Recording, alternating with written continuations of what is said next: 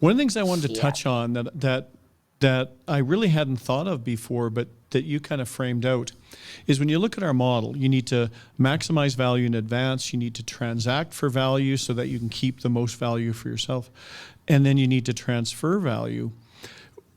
What you kind of laid out that I really hadn't thought of is you need to think of and prepare and do the necessary work for each one of those phases. But there is a dynamics to this that I think is really interesting. You pointed out is that, if you, and it's always about how we create value through this whole process. But if you don't create value at the front end, your comment was kind of, okay, well then you're either going to lose value in the transaction, or you may be committed to a greater effort to create value and sustain value in the transfer phase. So I'm really interested. I think that was an insight that I had not really connected before. So I'd just like you to talk a little bit more about that kind of trade-offs through each of the three phases.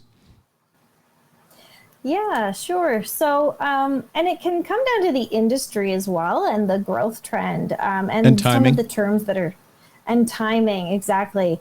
So, I mentioned the 2 transactions that we were involved with in December, and the owner stayed for 5 years, those being tech companies, and the trajectory that the company had. In one instance, it was a situation where an owner was selling and there was multiple family members, and there was a dad who was ready to fully exit. He had mostly exited from operations, but he wanted liquidation. And so they were selling mostly to liquidate dad. The son worked in the business, and it was, being a tech company, they had a lot of potential in front of them over the next, 5 to 10 years. And so the son stayed, he was a predominant shareholder as well. And he tied the deal that he was going to stay for another 5 years before he retired. In that situation, he wasn't ready to retire himself, and he was willing and capable and happy to stay on and stay involved with that transition period. The other company that we worked with recently, they were almost, they were tech and software, and they were almost pre-revenue at points. And so they brought in somebody else because they needed more momentum to grow the company and propel the company forward. So they needed to bring in, that purchaser. And they tied in the deal to stay for another 5 years because the company was still somewhat fragile. Without that owner, they will never achieve the milestones that they hope to get. So it can come down to how operationally sustainable the company is before sale, but also what is the trajectory for the company. If it's on a major growth trend and it needs that owner to stay on for a period of time, again, it's about timing the sale. Are you timing the sale when you're absolutely exhausted and you're at burnout and you want out and you'll sell the company for a bag of chips? Or are you selling, when things are going really well and you're going to capitalize on this momentum and get your maximum value? But, if they want you to stay, great. If they don't want you to stay, great. You would go either way. And you're in a better position if you are fine to stay or not stay. Because if you're like, I'm out, then, they may not be willing to pay you that additional earnout or, contingency payments if you're not going to fully commit your support or commit it to some degree. Well, that kind of speaks to selling when you want to versus selling when you have to. Exactly. And you want to sell when you want to, not when you have to. Yeah. I've always been an advocate of, you prepare the business for sale the day you make your first profit. Right, start down that path, because you never know when somebody's going to come along and offer you a deal. Yeah, and with a lot of startups these days being in the tech space, that is still so much uncharted territory. And if you're doing something really well and you're getting noticed, you're going to get approached in the tech space. It's just a matter of time. Absolutely. Well, as a matter of fact, most investors in tech, and at least in my tech startups, one of the first questions they ask is, what's your exit plan? Yeah. Mm-hmm. Because they don't want to spend the next 20 years on a journey with you. They want to know when their exit is. Well, not just their exit. Think about it. In companies where I've grown or helped other people grow, different skill sets. entrepreneurs who like to see a need, fill a need, create new things, do new things, quite often they're not great caretakers.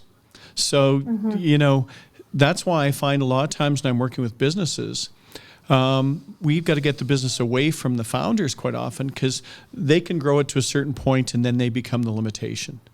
And then you need a team, you need different skill sets and competencies. And so, I find a lot of times, I don't care if it's a startup or what phase, thinking about, where is your passion and how far do you want to take it? Because again, we know the numbers are there. 85% of most owners' net worth is in their business, and you really cash out when you sell it, not running it. Yeah. Yeah, exactly. And I really like how you put that there, Brad. Like, I think that, it's really important to know when to pull yourself out of operations or pull yourself out of the business altogether, and not just wait for this destiny of when I retire. There's so many other reasons why it's right to sell maybe before you get to retirement. And Rob, you mentioned it too, some business owners that just held on for too long.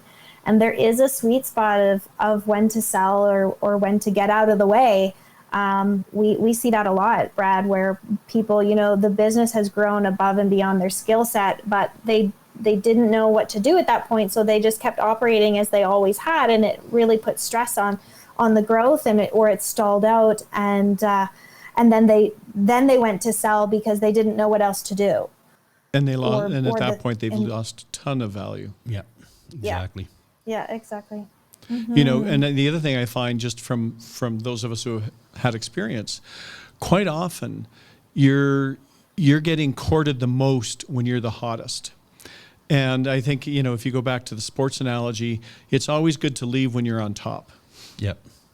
Yeah, exactly. It's really interesting to see what's going on in the buyer market right now for, the companies that we're seeing with Village Wealth in the new startup is, we're seeing buyers that are interested in this 500,000 to 5 million space, because a lot of them are management professionals. They might be executives. They've come through their career. They might be, in their 40 to 50s. They know that they're at the top of the company, or maybe there's other managers ahead of them, and there's nowhere up from there in their career, or they have to go horizontally and sidestep to a different company. And they're kind of reevaluating, and more so ever now with the pandemic, they're reevaluating what they want for themselves. And they're saying, I have the skill set to grow a company. I've been an executive, but I want a business that I own. And they've sort of caught on to this concept that, there's a lot of business owners that are retiring, and I could just get into one of those businesses and I could run their company for them and grow them. And so in this conversation of this founder, this company outgrowing the founder, there's an inventory of senior level professionals that are wanting a lifestyle change. They've got cash, they've got enough for a down payment, and they're looking for what's next for them, or they're taking early retirement, cashing out, taking packages. We've seen, hundreds of people getting laid off in oil and gas in Alberta in the last 5 years. They've got cash and they're looking for a career change. Well, it's perfect timing that we've got a whole population of business owners that are retiring and need to sell their businesses. So that's why we built Village Wealth, is how do we bring these people together more seamlessly and educate, there are buyers out there for owner managed companies, and here they are.